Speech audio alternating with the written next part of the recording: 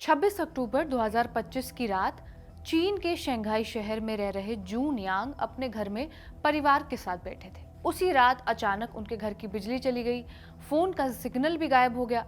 तभी जून को लगा कि कुछ गड़बड़ है। कुछ ही सेकंड बाद दरवाजा जोर से खटका। पुलिस वाले दरवाजा तोड़कर अंदर घुस आए।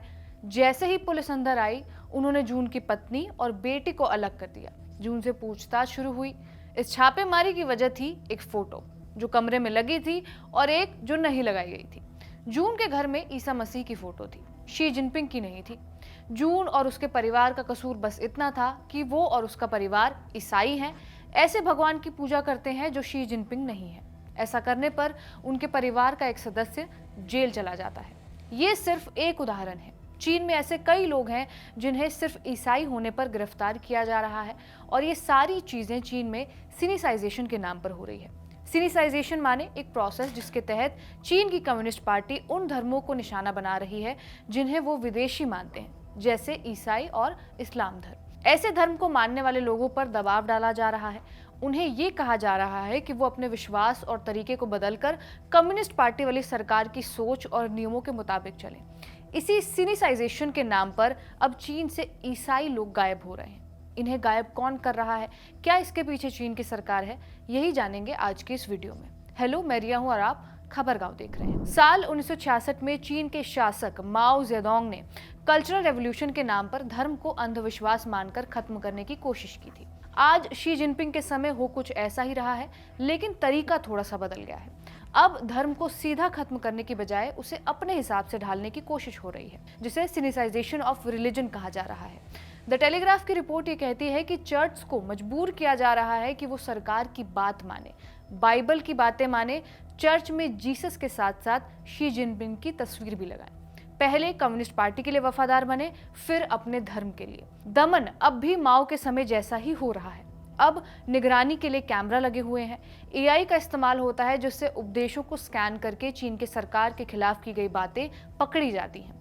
ऑनलाइन ग्रुप जैसे कि वी चैट पर भी नजर रखी जाती है, बल्कि उनका पूरा ऑनलाइन सिस्टम भी खत्म कर दिया गया है। उनके अकाउंट बंद कर दिए गए हैं।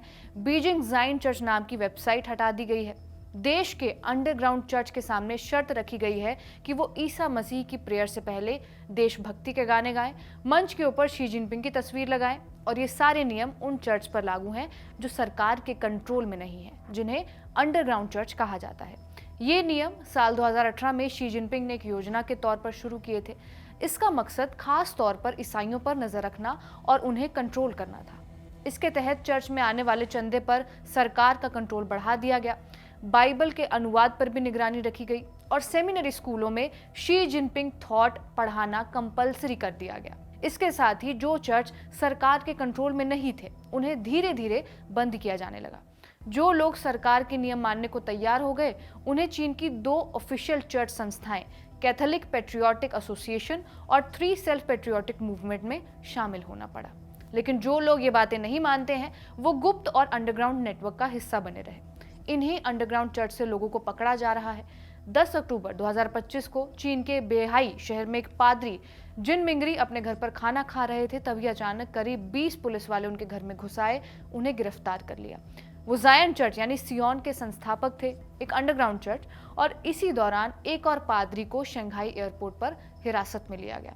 जिन मिंगरी को करीब 250 दिन तक हिरासत में रखा गया, जिसके बाद उन्हें अमेरिका के राष्ट्रपति डोनाल्ड ट्रंप के कहने पर रिहा किया गया। 13 मई को जब ट्रंप चीन दौरे पर गए, तो उन्होंने चीन के राष्ट्रपति शी जिनपिंग के सामने जिन का मुद्दा उठाया।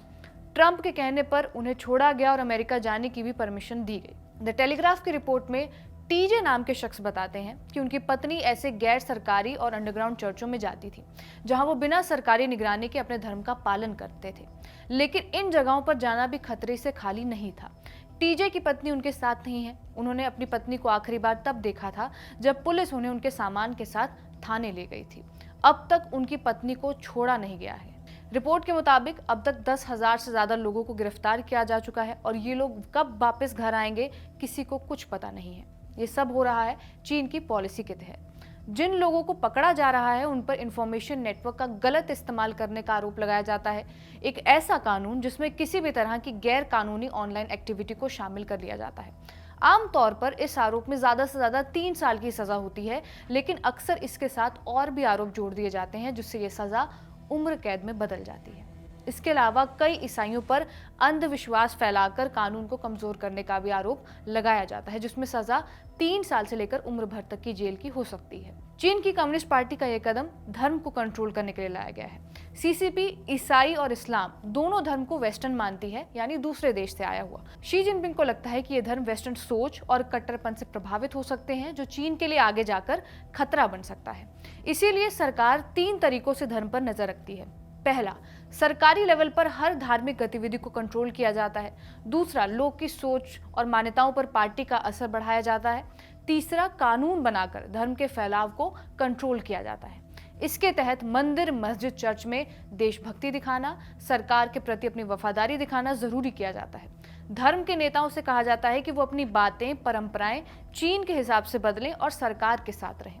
धर्म को आजाद रखने के बजाय उसे सरकार के हिसाब से चलाने की कोशिश की जाती है। वैसे तो चीन की कम्युनिस्ट पार्टी के लगभग 10 करोड़ मेंबर्स के लिए नास्तिक होना जरूरी है, लेकिन फिर भी सरकार आधिकारिक तौर पर 5 धर्मों को मान्यता देती है: बौद्ध धर्म, कैथोलिक, दाओइज्म, इस्लाम और प्रोटेस्टेंटिज्म। 2023 में प्यू रिसर्च सेंटर की एक रिपोर्ट ये बताती है कि चीन में जो लोग खुद को ईसाई मानते हैं वो कुल आबादी का लगभग 2% है। बौद्ध धर्म, दाओइज्म को चीन अपनी परंपरा से जुड़ा मानता है, इसीलिए इन दोनों धर्मों पर थोड़ी ज्यादा छूट मिलती है। लेकिन ईसाई मान्यताओं को चीन कल्ट मानता है और उन्हें सख्ती से दबाने की जरूरत बताता है। 3 जून 2026 को एक 77 साल के बुजुर्ग को सिर्फ इसीलिए जेल में डाला गया क्योंकि वो युवा ईसाइयों की शादी में मदद करते थे। वो ये मानते थे कि यीशु पर विश्वास करने से स्वर्ग मिलता है और सरकार के मुताबिक ये सारी गतिविधियां गलत थी। 77 साल के यांग जुजिन को 3 साल की सजा दी गई और उनके साथ करीब 30 चर्च के लोगों को जेल भेजा गया और उन पर आरोप ये लगाया गया कि उन्होंने कल्ट ग्रुप का इस्तेमाल करके कानून को कमजोर किया है। चीन की सरकार के मुताबिक अगर कोई ईसाई चर्च ये 3 शिक्षाएं देता है तो उसे कानून के जरिए सजा दी जाएगी। पहली ये कि ईसा मसीह पर विश्वास करने से स्वर्ग मिलता है। दूसरा, हर इंसान पापी है और उसे पश्चाताप करना चाहिए। तीसरा, ईसा मसीह को पूजने से बीमारी ठीक हो जाती है। और इन बातों के आधार पर अदालत ने पादरी यांग को भी दोषी ठहरा दिया, ये कहते हुए कि उन्होंने कल्ट संगठन के जरिए कानून को कमजोर किया है। इस चर्च को चीन ने बैन किया हुआ है। शी जिनपिंग के समय भी सरकार धर्म को उसी तरह कंट्रोल करना चाहती है जैसे बाकी चीजों को। सरकार ये खुद तय करती आई है कि कौन सा ग्रुप कल्ट है और कौन सा नहीं। 1999 में चीन की सुप्रीम कोर्ट ने कहा था कि कल्ट वो संगठन है जो धर्म के नामों पर लोगों को जोड़ता है, उन्हें कंट्रोल करता है। अब आयरनी देखिए, खुद चीन की कम्युनिस्ट पार्टी हर तरह से लोगों को कंट्रोल करती आई है, संविधान, किताबों के जरिए, फिर भी ईसाई लोगों को कल्ट का टैग देकर जेल भेजा जा रहा है। इस वीडियो में बस इतना ही से रिकॉर्ड किया हमारे साथी तौफीक ने। मेरा नाम है रिया, आप देखते रहिए खबरगांव।